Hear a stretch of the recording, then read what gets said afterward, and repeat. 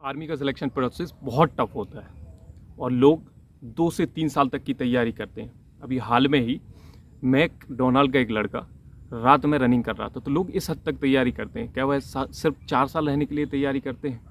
20 से 30 लाख लोग अपने ऊपर 2 से 3 लाख रुपए खर्च करके 2 साल से इस भर्ती का वेट कर रहे थे कि जब भी डिफेंस की भर्तियाँ आएंगी हमारा सिलेक्शन उसमें होगा। नमस्कार, मैं हूं ब्रजेंद्र सिंह परमार और हम बात कर रहे हैं आज बिग पिक्चर में अग्निपथ योजना के बारे में। जब भी हम सेना की बात करते हैं तो हमारे मन में जोश, जुनून और एक विश्वास का खाका बन जाता है। वैसे तो सेना की सिलेक्शन प्रोसेस 2 प्रकार से होती है, एक अफसर्स के तौर पर और एक जवान के तौर पर। ये जो अग्निपथ योजना है ये लाई गई है जवानों के लिए।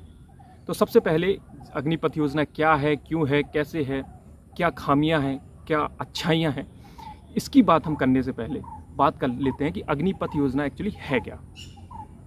तो अग्निपथ योजना जिसकी एज 17.5 से 23 साल है और जिसने 12th पास किया है वो लोग अग्निपथ योजना के अंतर्गत सेना में जा सकते हैं।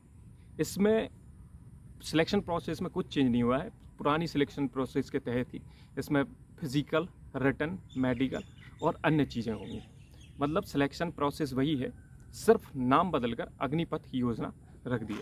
फीमेल की एंट्री अभी शुरू नहीं हुई है, लेकिन कहा गया है कि आगे चलकर फीमेल की एंट्री शुरू कर देंगे। पहले बैच में 46,000 वैकेंसियों की भर्ती का जो है योजना बनाई गई है।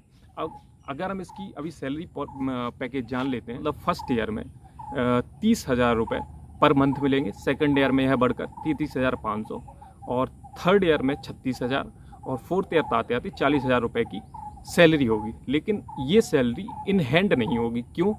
क्योंकि इसमें 30% जो फंड कटेगा अग्निपथ का, वो जब 30% जो है जवानों की सैलरी से कटेगा और 30% इसमें गवर्नमेंट ऐड करेगी। तो एक मतलब जब अग्निपथ योजना के बाद लोग 4 साल बाद घर जाएंगे तो एक अच्छा मोटा अमाउंट, लमसम 11 लाख के लगभग अमाउंट इनको दिया जाएगा।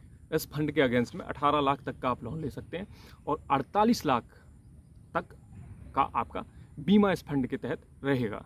अब इसमें जो टेन्योर होगा वो 4 साल का होगा, मतलब सिर्फ 25% को ही आगे की सर्विस के लिए रखा जाएगा और जो 75% है उनको 4 साल बाद सेवा मुक्त कर दिया जाएगा।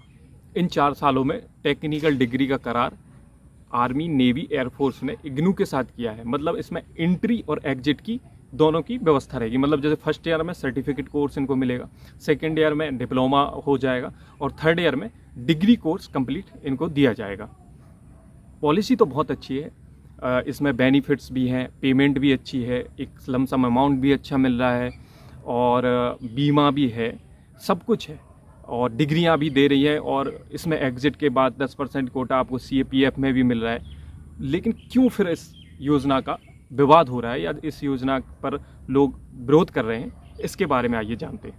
देखिए, जितना सिंपल दिख रहा है उतना सिंपल है नहीं, क्योंकि इसमें जो रेगुलर बेनिफिट हैं जैसे कि मेडिकल बेनिफिट है, पेंशन बेनिफिट है, सबसे बड़ा पेंशन बेनिफिट है, उसको यूँ कहें ख़त्म कर दिया। मतलब जो रेगुलर जवान के फैसिलिटीज़ हैं वो फैसिलिटीज़ कट कर दी गई हैं। अभी जो जवान इसके तहत शहीद होगा वह जो रेगुलर जवान को जो सुविधाएं मिलती हैं वह सब सुविधाएं इनको नहीं दी जाएंगी। अभी रेगुलर जवान जब शहीद होता है तो वो अपनी फैमिली की तरफ से एकदम फ्री होता है, जो सर्विस में जो जवान आता है, क्योंकि उसकी फैमिली को पेंशन बेनिफिट, मेडिकल बेनिफिट और बहुत से सम्मान निधि बेनिफिट दिए जाते हैं। क्योंकि सरकार ने अपनी सारी प्रेस कॉन्फ्रेंस में, जितनी पूरी प्रेस कॉन्फ्रेंस में इस क्वेश्चन से बचती रही है कि भैया इसके पैरेलल चलेगी या इसको इसके रिप्लेस कर दिया गया है, पूरी मीडिया ब्रीफिंग में सरकार इससे बचती रही है। अच्छा, इसमें जो परिवर्तन किए गए हैं तो क्यों किए गए हैं, मतलब इनकी ज़रूरत क्या पड़ी, उनकी बात करते हैं। इसका सबसे पहला रीज़न है डिफेंस में मैन पावर का एक्सपेंस और दूसरा है एवरेज एज।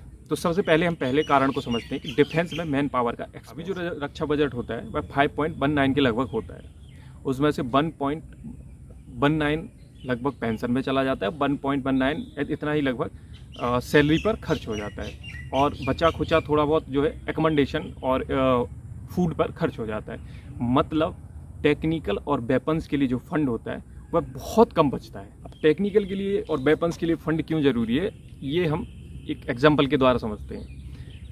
US चाइना की आर्मी हमसे बहुत छोटी है, लेकिन अगर हमसे टेक्निकल वेपन्स या यूँ कहें उनकी क्षमता में तुलना करी जाए तो हम उनसे कई बहुत नीचे हैं। क्यों हैं? क्योंकि उनके पास वेपन और टेक्नोलॉजी बहुत अच्छी है और हम उनसे बहुत कमज़ोर साबित होंगे। अब एक रास्ता बचता है कि अगर हमें अपनी आर्मी को मजबूत करना है, मतलब आगे बढ़ाना है, तो वेपन्स मॉडर्नाइजेशन, टेक्निकल एनालिसिस, ऐसी चीज़ें लानी पड़ेंगी। अब हमारा बजट तो उतना ही है, तो उस बजट को किस प्रकार अच्छी दिशा में खर्च करें, इसके लिए गवर्नमेंट ने क्या किया कि मैन पावर में हम कट करेंगे और ये जो बजट बचेगा उसको टेक्निकल और वेपन में खर्च करेंगे। और ऐसा नहीं है कि हम ये चीज़ कर रहे हैं, बाकी जो कंट्रीज़ हैं वह भी यही चीज़ बात करें। तो दूसरा टॉपिक आता है एवरेज एज का। कारगिल युद्ध के समय बनी सुब्रमण्यम स्वामी ने एक रिपोर्ट दी जिसमें कहा गया था कि 22 से 23 साल का जवान पहाड़ी चढ़ने में ज़्यादा सक्षम है, क्योंकि पहाड़ी एरिए में हमारे जो निवर्स कंट्री हैं, जो हमारे दुश्मन हैं, वो पहाड़ी एरिए से ज़्यादा लगते हैं। तो उन्होंने कहा था कि जो सीनियर और जूनियर का जो एवरेज है वो 1/1 का होना चाहिए। तो उस समय से ही यंग एज के जवानों की या यूँ कहें एवरेज एज को कम करने की मांग सेना में दिख रही है। अभी जो एवरेज एज है वह 32 साल है और इसको 26 से 27 साल करने की कोशिश चल रही है। वैसे भी इंडिया एक यंग कंट्री है और अगर अच्छी पॉलिसी बना दी जाए तो सेना का जवान होना और एवरेज एज का कम करना कोई मुश्किल काम नहीं है। वैसे सरकार ने इसमें काम शुरू किया है। सरकार में इसकी हमें बड़ाई करनी होगी कि सरकार ने इस ओर कदम लिया है, क्योंकि पिछली सरकारों से ही डिफेंस समिति में ये मांग उठ रही है कि हमें एवरेज को कम करना चाहिए, लेकिन किसी भी सरकार ने अपनी किरकिरी होने के कारण ये कदम नहीं उठाया। तो इस सरकार ने ये कदम उठाया, ये बहुत ही सराहनीय है एक प्रकार से। अब जो एवरेजेस और एक्सपेंस कम करने की बात है, उन दोनों का सॉल्यूशन है ये अग्निपथ योजना। अब हर साल 60,000 के लगभग लोग रिटायर्ड होते हैं। इतने ही अलग अलग रेजिमेंटों में लोग जवान भर्ती होते हैं। अब क्या हुआ, 16, 17, 18 में 1,65,000 के लोग लगभग लोग भर्ती किए गए थे, लेकिन 19, 20, 21 इनमें जो है डिफेंस की भर्ती नहीं हुई। तो इनमें क्या हुआ कि 1,65,000 लोगों की डिफी पहले से हो गई है डिफेंस में। अब ये क्या कर रहे हैं कि हर साल इन्होंने कहा कि 50,000 के लगभग भर्ती निकालेंगे। अब इसको बहुत ही ध्यान से समझिएगा कि 50,000 लोगों की भर्ती निकालेंगे और उसमें से सिर्फ 25% को रखेंगे, तो 50,000 का 25% होता है 12,000। इस प्रकार साल दर साल करते करते 10-15 सालों में एक ऐसा टाइम आएगा जब एक कम बजट वाली आर्मी और बिना पेंशन वाली आर्मी और एक मजबूत वेपन और मॉडर्नाइजेशन आर्मी खड़ी हो जाएगी। क्योंकि सांसद और एमएलए ये डबल पेंशन उठाते हैं, तो अगर सरकार इस ओर भी ध्यान दे तब भी हमारे जो बजट है उसमें बहुत ही लाभदायक होगा, मतलब बजट बहुत ही सेव होगा। तो गवर्नमेंट को इस ओर भी ध्यान देना चाहिए। सरकार के लिए इससे अच्छी बात क्या होगी कि 4 सालों में जवान आर्मी मिल जाएगी और बिना पेंशन वाली आर्मी मिल जाएगी। तो सरकार के तो दोनों हाथों में घी और मुंह कढ़ाई में है। इससे अच्छा और क्या हो सकता है सरकार के लिए। यही स्कीम एक अच्छी स्कीम बन सकती है अगर सरकार चाहे तो। जो 4 साल के बाद जवान रिलीज़ हो रहे हैं उन्हें सेंट्रल फोर्सेस, बीएसएफ, सीआईएसएफ इनमें डायरेक्ट भर्ती कर दिया जाए, क्योंकि इनमें भी आपको लोगों की ज़रूरत होती है और इसके द्वारा इस योजना को अच्छा बनाया जा सकता है। गवर्नमेंट ये बोल रही है कि इसको बड़े ही सोच समझ के और बहुत दिनों से प्लानिंग के बाद बनाया जा रहा है। मेरे को लगता है गवर्नमेंट इन चीज़ों में, ये गवर्नमेंट बहुत ही तेज़ी में रहती है किसी भी स्कीम को लागू करने में। चाहे पिछली स्कीमें भी देख लीजिए, अगर ऐसा होता, अगर आपने बहुत सोच समझ कर बनाई होती ये स्कीम, तो मतलब रिलीज होते ही 4-5 आप उसमें अमेंडमेंट नहीं कर सकते जो आपने एज के कर दिए, फिर 10% आपने सीआईएसएफ या यूँ कहें सेंट्रल फोर्सेज में कोटा दे दिया। तो अगर आप सोच समझ के करते तो ये 3-4 परिवर्तन आपको जल्दी नहीं करने पड़ते। क्योंकि जो डिफेंस एक्सपर्ट हैं, लेफ्टिनेंट जनरल हैं, मेजर हैं, जो रिटायर्ड डिफेंस से जुड़े हुए लोग रहे हैं, वह खुलकर कह रहे हैं, वह अन्य जो गवर्नमेंट की स्कीम है उस पर सपोर्ट करते हैं, लेकिन इसमें वो खुलकर कह रहे हैं कि भैया इस स्कीम में इम्प्रूवमेंट की ज़रूरत है। जनरल बीके सिंह तो सरकार में है और जब उनसे कई बार पूछा गया कि सर आप इसमें कुछ कमेंट कीजिए, तो उन्होंने बताया कि प्लानिंग करते टाइम ये जो स्कीम बनते टाइम वो इसमें शामिल नहीं थे, उन्होंने अपना पल्ला झाड़ लिया। ये चीज़ और है कि फौजी हमेशा फौजी रहता है, वह कभी भी डिफेंस के गलत के बारे में नहीं सोच सकता। ये जो मीडिया के लोग कह रहे हैं कि 21 से 22 साल में एज में आपको 4 साल नौकरी करने के बाद 20 से 21 लाख रुपए मिल रहे हैं, ये इसकी तुलना कॉरपोरेट जॉब से कर रहे हैं। लेकिन कॉरपोरेट जॉब और आर्मी के जॉब में बहुत अंतर होता है। अगर ऐसा होता तो डिफेंस से जो रिटायर्ड होते हैं 15-17 साल बाद, अभी वह कॉरपोरेट जॉब में जाते ही पर डंडा लेकर बाहर गार्ड की ड्यूटी नहीं कर रहे होते।